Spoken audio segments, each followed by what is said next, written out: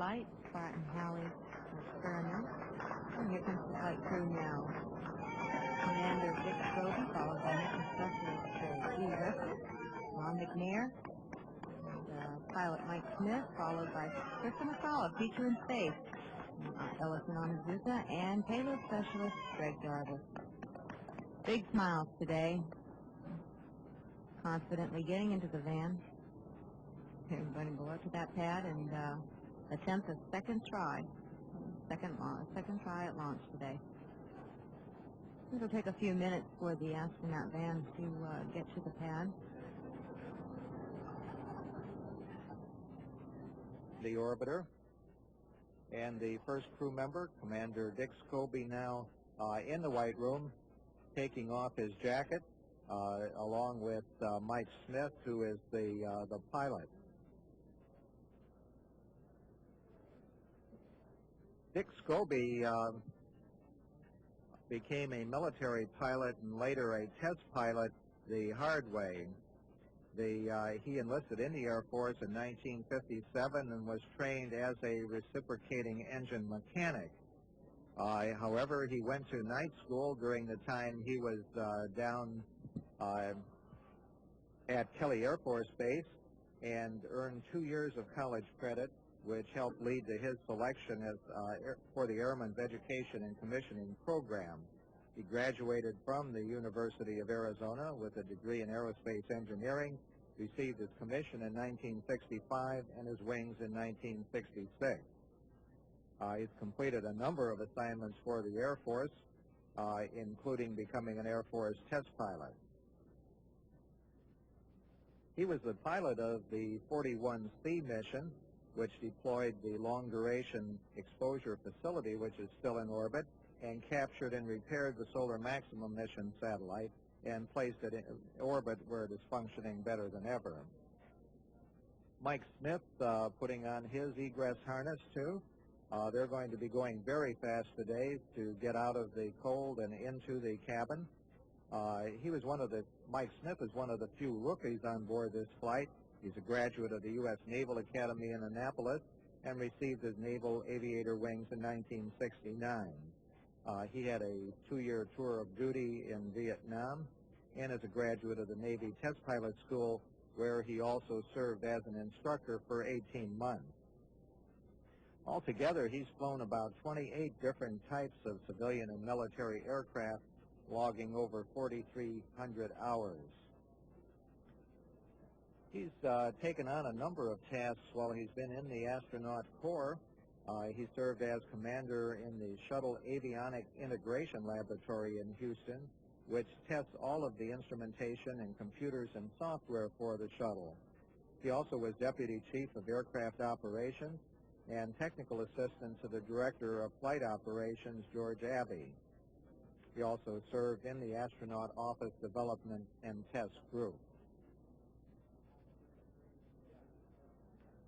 After the scrub yesterday, the crew went back to the crew quarters where they relaxed for a while and were able to have dinner with their spouses in the crew quarters dining room. But they had to be in bed by about 7 o'clock so they could be up and on their way this morning. Mike Smith shaking hands with the closeout crew, which has assisted him in getting ready. They take a look at his feet and wipe those out to make sure he's not carrying any debris into the cabin with him.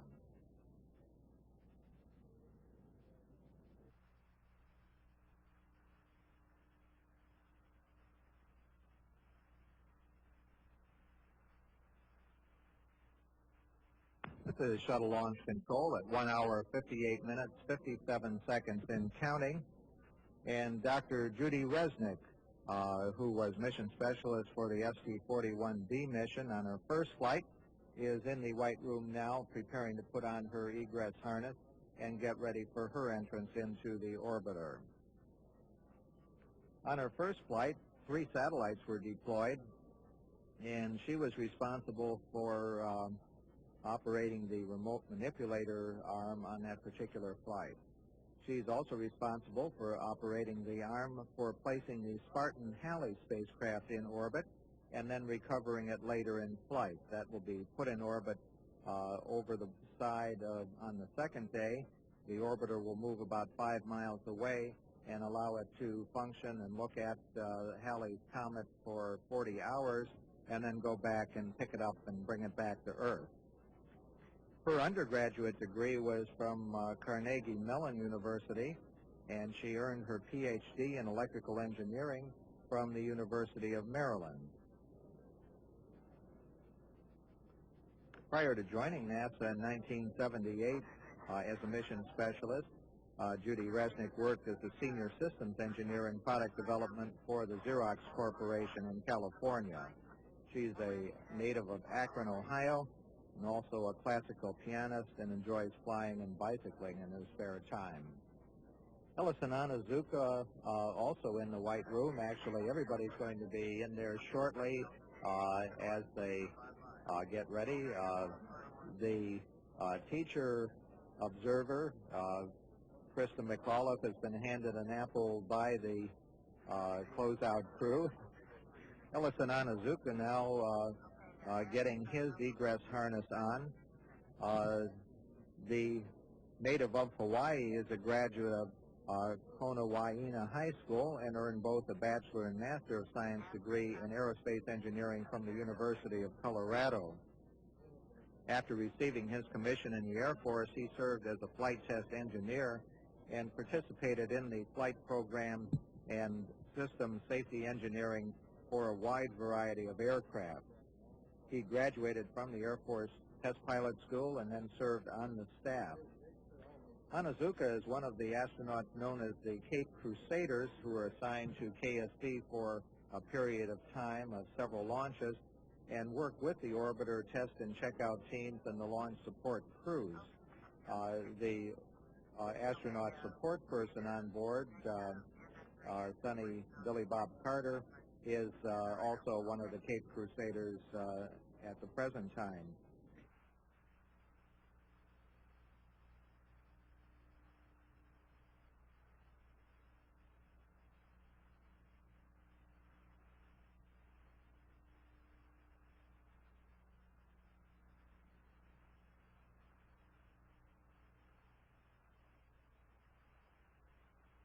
Go ahead, Elpia.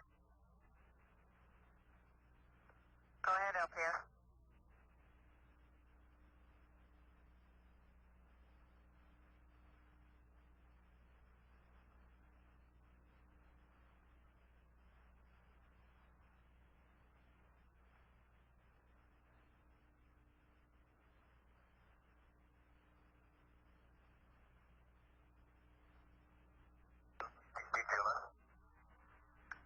Go ahead, Kayla. U.S. functional visualization is complete. That's step 405. 405, copy.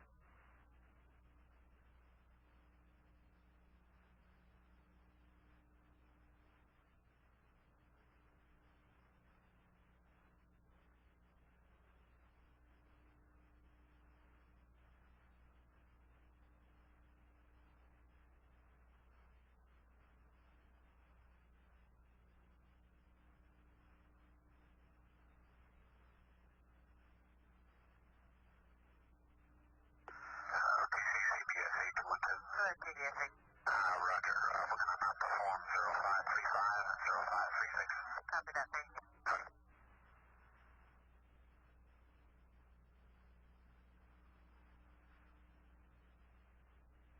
Good morning.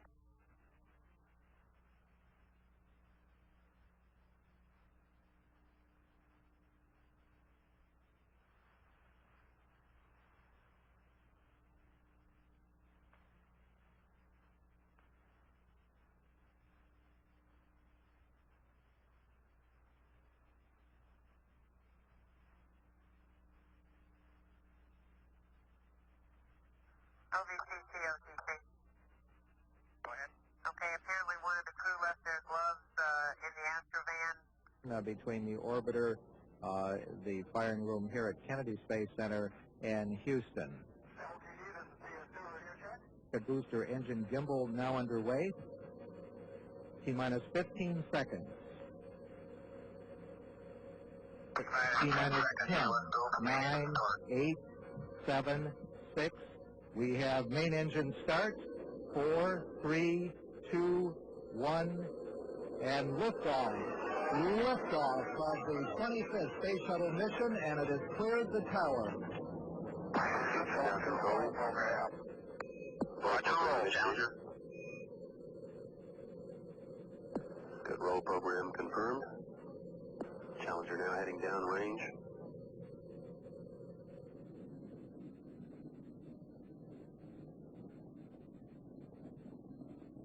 Engines beginning throttling down now at 94%.